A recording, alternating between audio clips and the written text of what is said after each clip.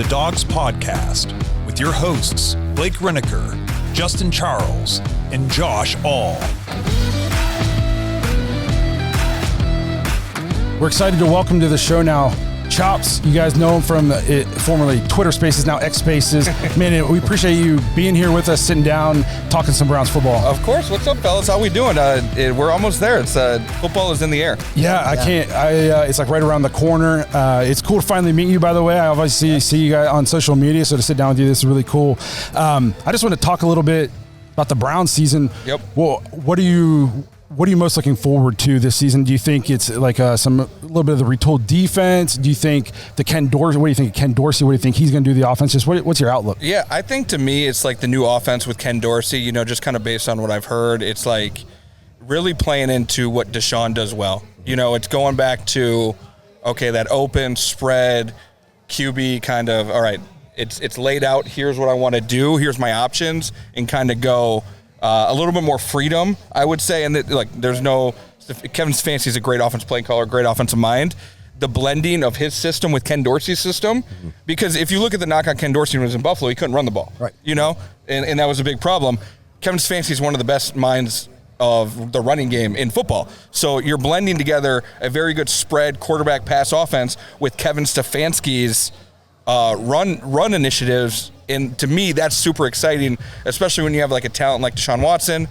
Nick Chubb will be back eventually. You have Jerry Jeudy added to the mix, who is a guy that's a yak receiver. The Browns have never had, at least in this iteration of them, a receiver where you get them the ball and he runs after the catch and is elusive. That is Jerry Jeudy, So to me, that's the most exciting thing, how this offense comes together under Dorsey, and they kind of, make that work. But, I just love football. It's here, Greenbrier next week. I love that we're back in it, Absolutely. Yeah. Up here at a high school football event, I love high school football, especially here in Ohio. It's big time. Yep. A couple things you mentioned. Do you think Ken Dorsey calls plays this year, or do you think Kevin holds on to that?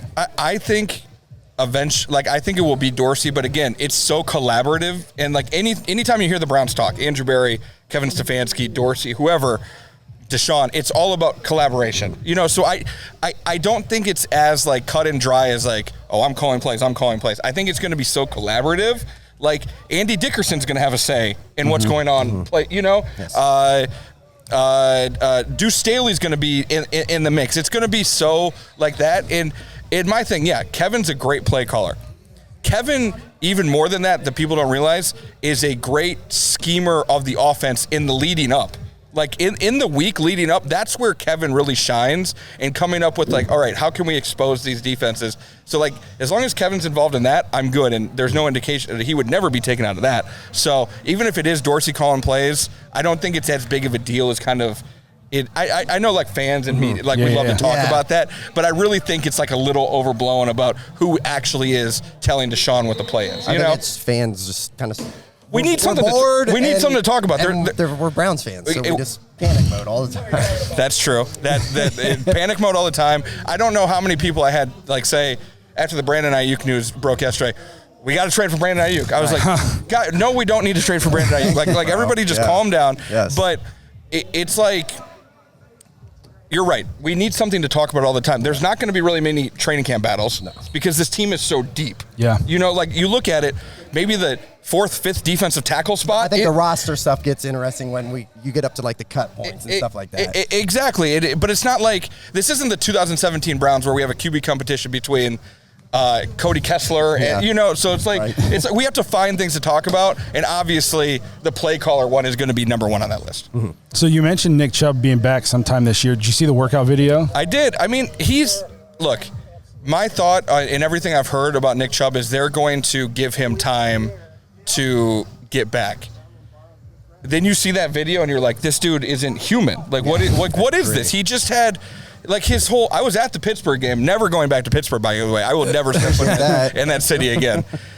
His whole two knee surgeries, and he's squatting 500 pounds. Yeah. With that loose bar too, it's. I would just caution fans.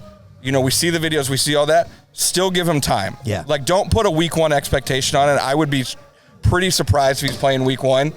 Let him work his way back. And I think that's good for the Browns. Not having to rush Nick Chubb back is going having him fresh for later in the season is going to be more important to me than getting him early in the season. Agreed. Yep. So while we're kind of waiting for him to get back and then working him in the running back room, what are your thoughts? We had Aiden Robbins on, and we really like that guy. He's a big guy, but obviously Jerome Ford coming off a season in which he was maybe efficiency wasn't crazy high through the roof, but statistically he was productive. And then we go get a guy like Devontae Foreman. How do you see the running back room shaking out behind Nick Chubb? I think, to me, I understand why it's a question mark. And again, it goes back to the Dorsey thing. Dorsey teams in the past, the running game's been a little bit of a question mark. So I understand that. To me, if you go back and watch Jerome Ford last season, when Watson was playing and they ran out of the shotgun a lot with Jerome Ford, he was very successful. It was when Jerome Ford, it comes from that's how he likes to run. That's how he does it. So going to that shotgun system more with Jerome Ford, I think can be very successful. I love Foreman, played with Deshaun in Houston before. He's a back where if you go watch him last year in Chicago, I think, can give you more than Kareem Hunt gave you last season. And Kareem Hunt gave you a lot last season. You know, I think Nyheim Hines, everything I've heard, he's going to be full go training camp day one, which is big. He's going to be a receiving back out of the backfield. I think he's going to be productive in a lot of motion, a lot of jet sweep type stuff. Robbins, I think I've heard good things about, probably maybe like a practice squad, but he's going to get opportunities. John Kelly's still in the Browns, longest tenured Brown, I think. Yep. I'm hopeful about the running back room. I think that they can do more than enough until Chubb and let him ease back in. Yeah, I completely agree. I think we added a lot of depth back there. You mentioned Nyheim Hines. I kind of think of him in a kick returner role also. Oh yeah. What do you think of the new return role? How do you think it's?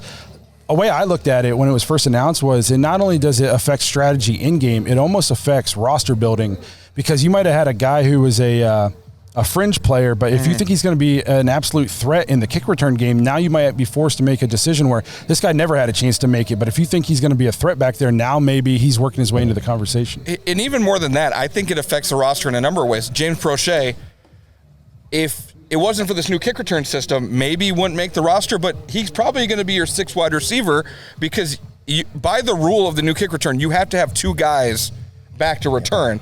So James Prochet is probably that other guy. But then you look at it on both sides. They drafted Nathaniel Watson, I think, specifically for the new kick return. He's a big linebacker. He is like built for this new kick return system. I think you could see how it impacts how many linebackers they keep on the team. Maybe they keep less corners, because the whole point of the last kick return was you had the gunners, speed to get down there. That's not really the game anymore. It's like more like blocking and tackling. So you might need some bigger guys. But yeah, I think Nyheim Hines is going to be an absolute weapon back there. I'm curious to see if the coaches, if it gets too chaotic and coaches just say, you know what, kick it out of the end zone, start at the 30. Because I think week 1, we're going to see minimum like 3 touchdowns on the new kick return. Yeah. Because it's good. No one's going to know what to do. You're going to have some trick plays going on. And I think coaches will be like, you know what?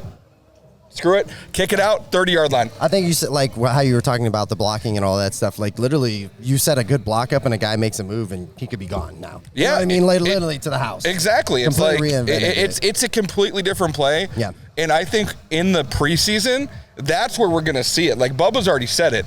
I'm using that preseason. I'm going to show way more than I would, because one, no one's done it before. You have to do it in these preseason games. You have to like actually run it. So it's going to be fascinating to see. But I do wonder if we get to that point where coach is like, no, it's too much of a variable. I don't want it. We're not losing a game because of special teams, basically, Do you think there's I've heard whisperings, and I don't know if it's true or not. I love whisperings. That the Chiefs had considered Justin Reed. Other people kicking off because they don't want to get their kicker hurt. Do you think that the Browns do something like that? I don't even know if it's they don't want to get their kicker hurt. They want another weapon to run down there and tackle. Bubba was asked about that at minicamp, and he was very clear. The kickoff is going to be kind of an art with this, because it's almost like a chip shot in golf. Yep. You're 70 yards out. You want to be able to hit like a dart, like very precise. He believes Dustin Hopkins has the ability to precisely kick the ball, because it's going to be, hey, if you can like kind of, it's almost like the coffin quarter punt coming back. So I think the Browns won't go that way. I don't even believe the Chiefs are going to do that. I think Andy Reid just putting it out, little gamemanship, like trying to throw it off. But I think the Browns are going to go Dustin Hopkins, let him do it. More of a precise, precision type plan there. This episode is brought to you by Omaha Steaks.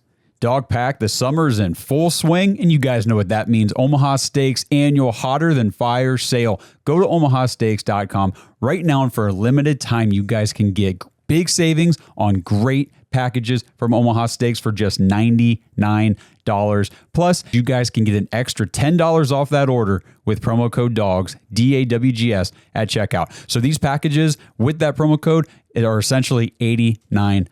From exquisite steaks to legendary burgers, the premium pork, the air-chilled chicken, the meatballs, the chicken wings, the appetizers, the ready-to-eat meals, the wine, everything that Omaha Steaks has to offer. Head over there today, check it out. Shop the Hotter Than Fire sale to get these exclusive savings on the mouth-watering packages that start at just $99 plus. Use that code DAWGS, DAWGS, when you check out for an extra $10 off your order. But hurry, because this sale is only available for a limited time. Summer always flies by, and this deal is going to fly by, so you're not going to want to miss it. Go shop today, omahasteaks.com. Use promo code DAWGS at checkout for an extra $10 off your order. So I wanted to switch to the other side of the ball a little bit real quick. Obviously, the Browns' defense last year, amazing. Yep. Okay. But there was clearly a huge contrast between the way they played at home versus the way they play on the road. Yeah. How do you think there's any reason why, in terms of other than just it's different play on the road, and how do you think they correct it heading into this year? You ask people, and like everybody kind of gives you the same answer is – the company line is basically we just have to be better on the road. It wasn't any rhyme or reason that it was different. I think what it is one, Browns fans are the best fans in the world. So playing in front of them, that energy that the crowd is giving you, it matters. Like anybody who tells you that doesn't matter is lying. It matters. Two, I think it's just I think they.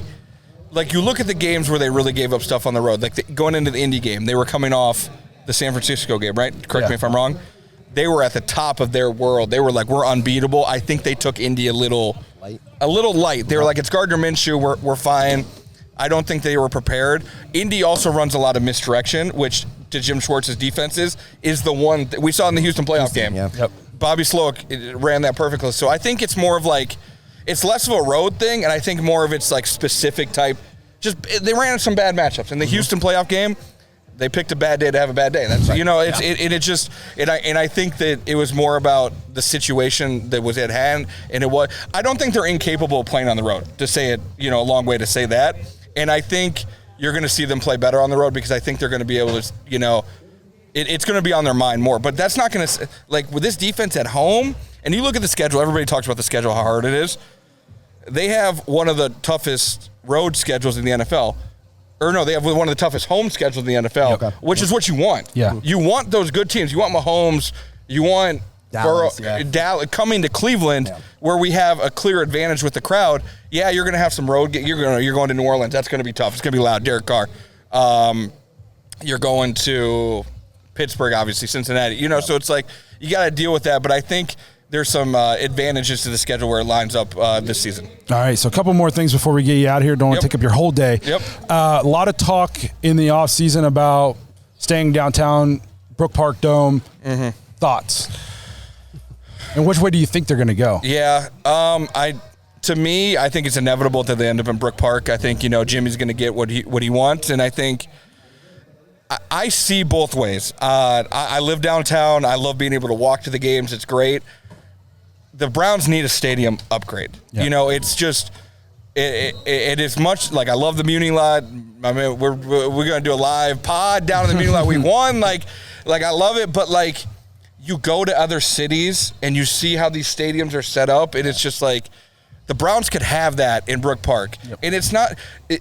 There's so many bad faith arguments about it. They're like, oh, you're moving the Browns out of Cleveland.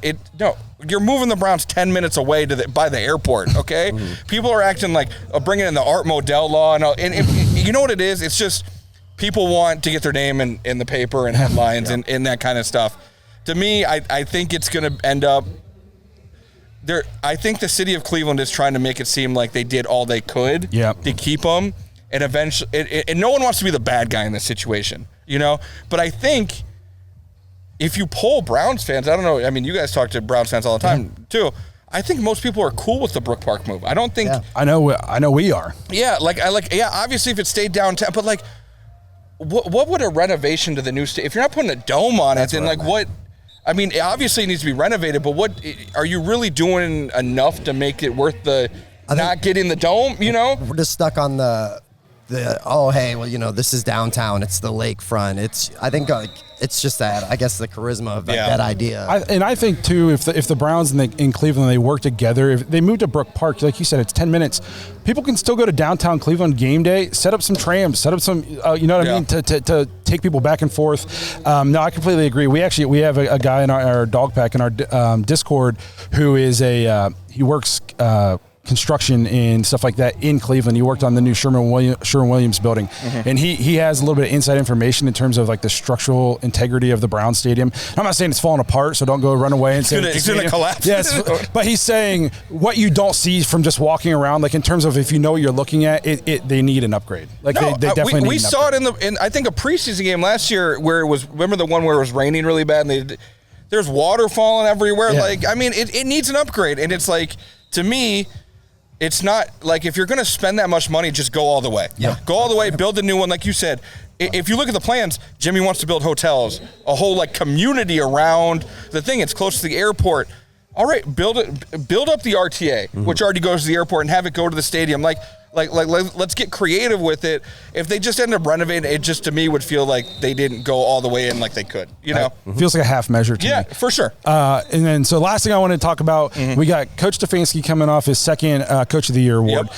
I think AB is regarded as one of the not just the best, one of the best young GMs, but just one of the best GMs in general in the NFL, especially in terms of how he navigates the salary cap and all that. Yep.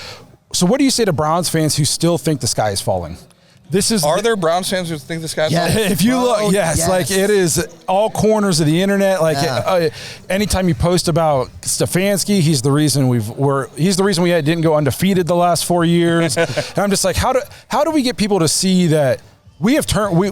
I'm not saying we're all the way around the corner, but we have turned. We're not a laughing stock. We're not the Bears. You know, there's teams way worse off than the Browns are the last 4 years. I don't think. And look, I'm a Browns fan. I love Browns fans. This is not a critique of Browns fans.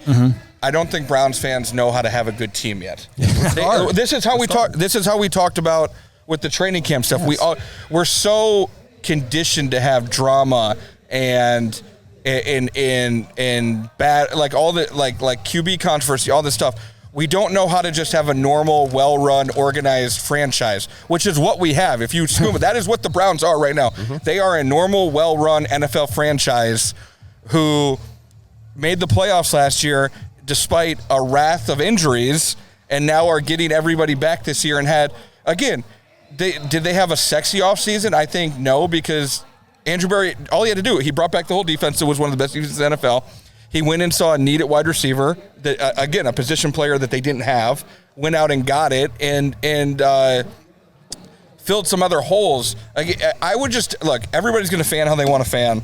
I would just say, if you take a step back and you look around the NFL, the Browns are one of the more well-run organizations in football, right? And just even to say that, look where we were 8 years ago. Yeah. They won one game in 2 seasons, and now here we are. So it's just like, it's going to be a special season.